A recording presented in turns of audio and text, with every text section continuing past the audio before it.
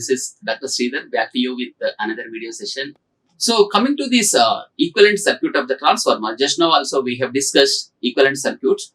In this equivalent circuit, primary winding will be there, secondary winding it will be there, load will be there, and then the primary supply voltage will be there, and no load components. So clearly we have represented here, that is V1 is the source voltage, I1 is the primary current, R1 JX1, and I0 can be resolved into two perpendicular components, IC and IM, R0 X0, and this is I2 dash because I1 and I1 no more I1 because I1 is divided into two perpendicular components. One is I0, again I0 is two perpendicular components. Whatever this remaining current, once this I0 is subtracted from I1 means some other current, that may be because of the load.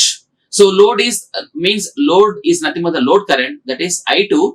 Now I2 dash means because of the load, primary will draw some amount of extra current from the supply source. That's why this is represented as I2 only, but it will be there in the primary. So I2 dash. This I2 dash is nothing but the equivalent of the load in the primary. Equivalent because of the load in the secondary existing in the primary. So that's why this is represented as a I2 dash. So this is the primary induced EMF E1, secondary induced EMF E2, R2 JX2 is the secondary winding impedance, and I2 is nothing but the load current, V2 is the load voltage.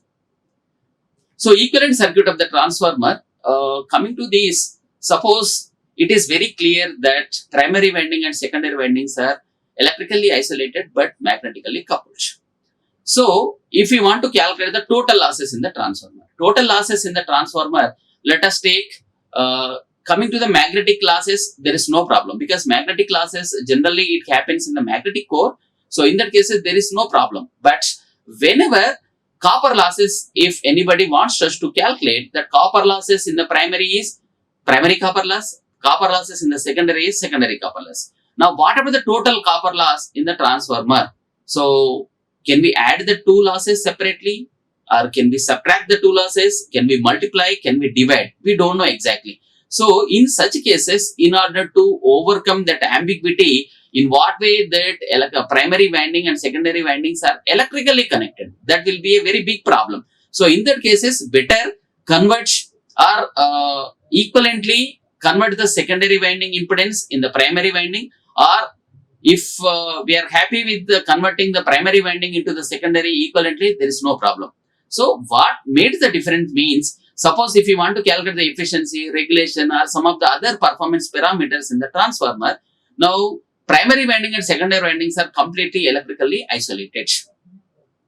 So what about the total losses? Suppose if copper losses, if you want to calculate, what about the total copper losses in the transformer means, primary copper losses separately we can calculate, secondary copper losses separately we can calculate. In what way these two copper losses gives the complete copper losses of the transformer? That will be a very big question. So that's why better shift the impedances from the secondary to primary equivalently, and or otherwise also you can shift the impedances from secondary to primary equivalently. So that's why now let us equivalent circuit of a transformer refer to the primary. So let us shift everything to the primary. Now nothing will be there in the secondary winding equivalently. That is a very, very important point. Now while shifting the impedances from one circuit to the another circuit or from one loop to the another loop, we should not lose the generosity of the properties of that individual elements.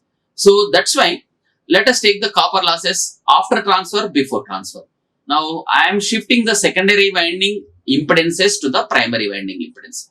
So after transfer, what happens? Now this R2 may be slightly changed. Definitely it will be changed. Now once it will be traveled through the magnetic core means certainly it will be changed.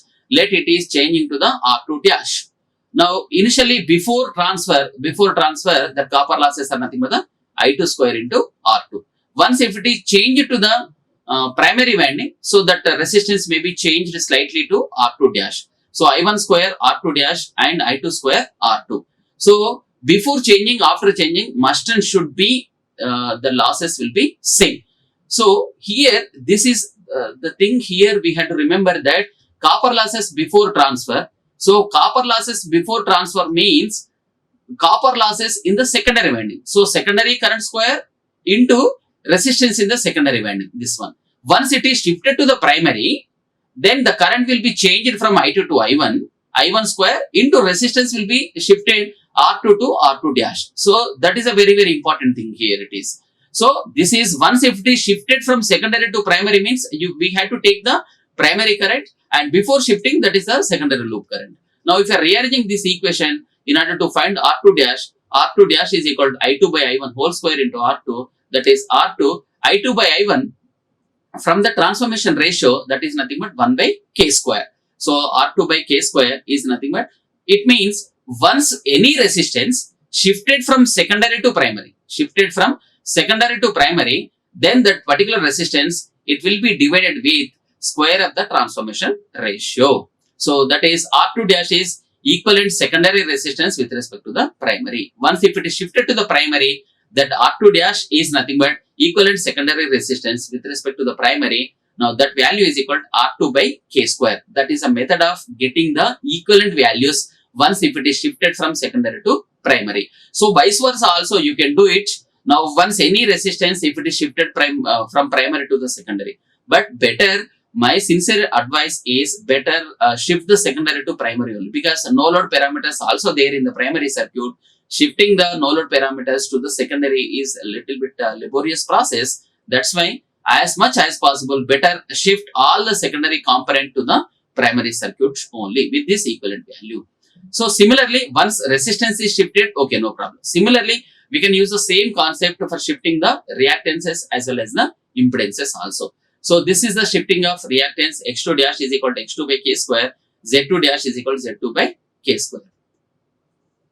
So similarly, voltages will be there. That is, voltage in the secondary loop is E2. Once if it is shifted to the primary, E2 dash equivalent secondary voltage with respect to the primary. Now here voltage will be divided with only k, but whereas the impedances are divided with k square.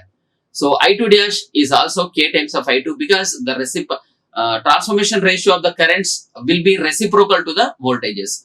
Here voltage it will be divided, so current it will be multiplied. So here also, just now also we have discussed about what that I2 dash while we are discussing about the equivalent circuit. I2 dash is nothing but once the current is shifted from secondary to the primary, that current will becomes I2 dash equivalent of the load existing in the primary. So that value is nothing but the k times of I2. The total resistance in the primary referred to the secondary is R01, because once everything is shifted to the primary winding, that will be R01, that is nothing but R1 plus R2 dash. Anyhow, you know the value of R2 dash. Similarly for reactance and the impedances. So equivalent circuit with respect to the primary, once everything is shifted to the primary, so this is the actual impedance. It will not change, because actually we are shifting the impedances, resistances, reactances from secondary to primary. So in the primary, from here to here, this everything it will remain same. And this current is nothing but I2 dash, and the resistances becomes R2 dash and X2 dash. The total impedance is nothing but the Z2 dash. So this is nothing but the load impedance is also one type of impedance. So if it is shifted to primary, that will be divided with the k square, and the voltage across the load is V2 dash. So this is about, and voltages are also, this is E2 dash, because from here to it is equivalent to the secondary. So before the equivalent of secondary impedance, only that induced EMF will be there. So that's why E2 dash is across the no load circuit. This is the E2 dash is equal to E1.